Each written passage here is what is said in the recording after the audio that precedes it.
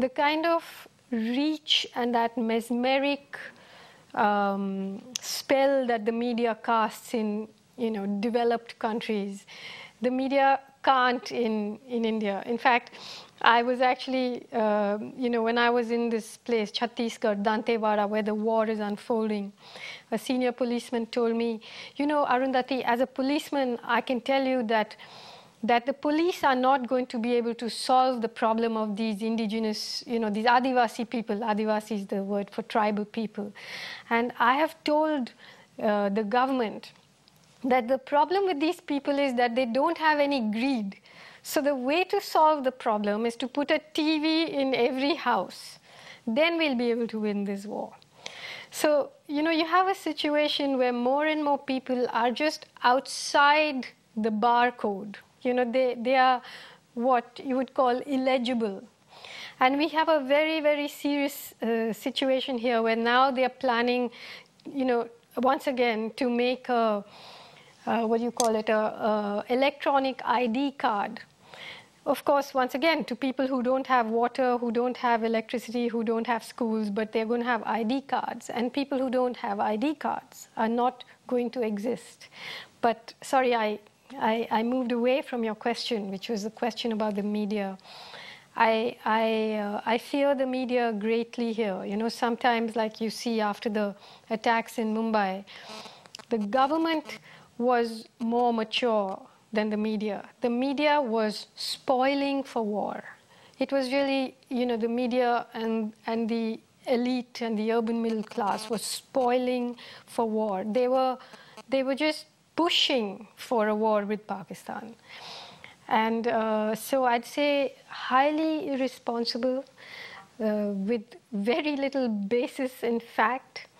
And a lot of my book is really a response to how the media has behaved over the last few years on very, very crucial issues. And it's very troubling to live in a place where the media has actually no accountability. Arundhati, can you talk a little bit about encounter deaths? You mentioned this a little earlier in the program. What are police encounters, fake encounters? This is something that's quite common in India, but can you explain to our audience what you mean by encounter deaths?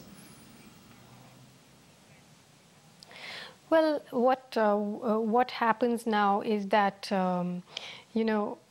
one of the ways in which the police and the security establishment deals with, dissent, resistance, and terrorism, or what they call terrorism, is to just deliver summary justice, kill people, and say, oh, they were killed in an encounter, in cross-firing, or so on and so on. So in places like Kashmir and in the northeast, in Manipur and Nagaland, it's an old tradition.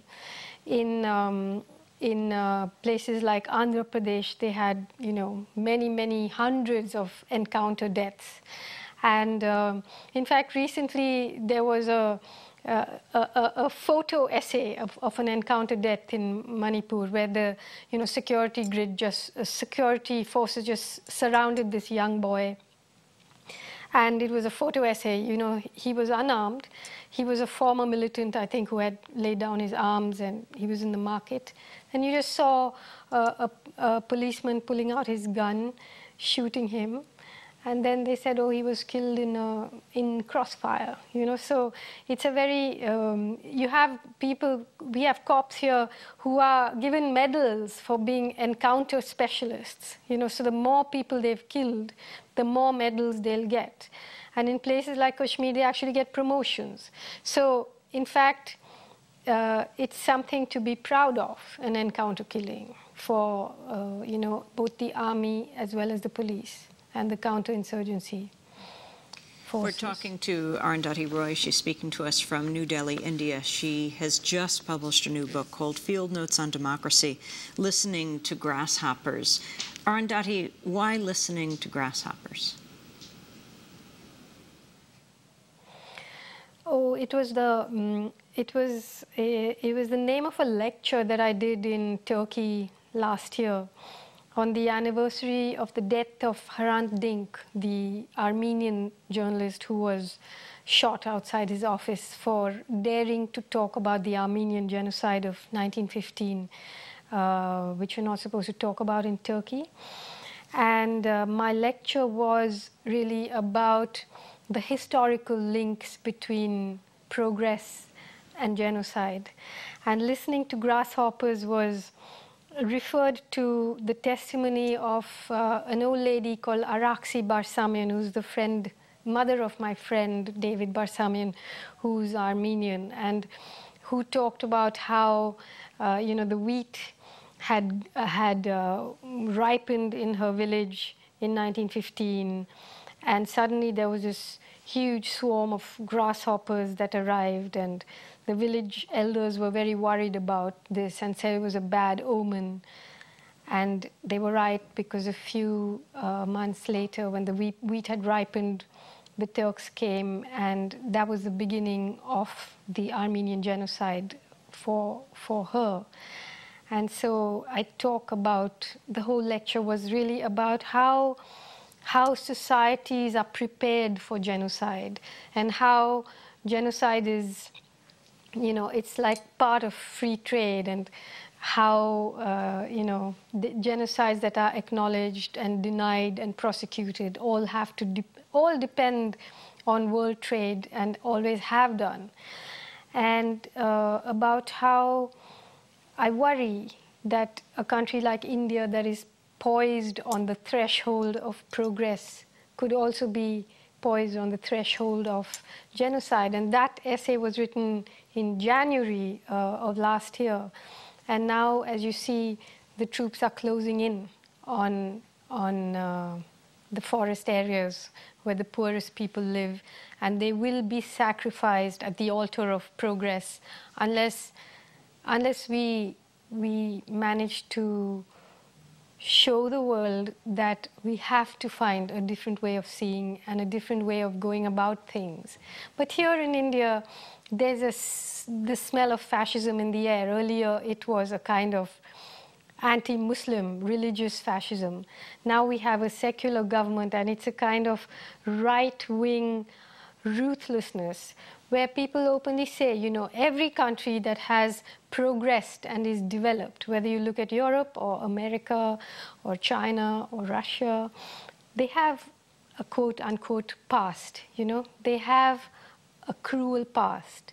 And it's time that India stepped up to the plate and realized that there are some people that are holding back this kind of progress, and that we need to be ruthless and move in, as Israel did recently in Gaza, as Sri Lanka has recently done with its hundreds of thousands of Tamils in concentration camps.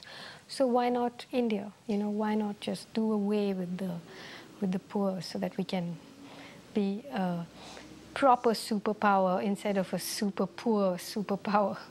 Arundhati Roy, we just have less than a minute. What gives you hope?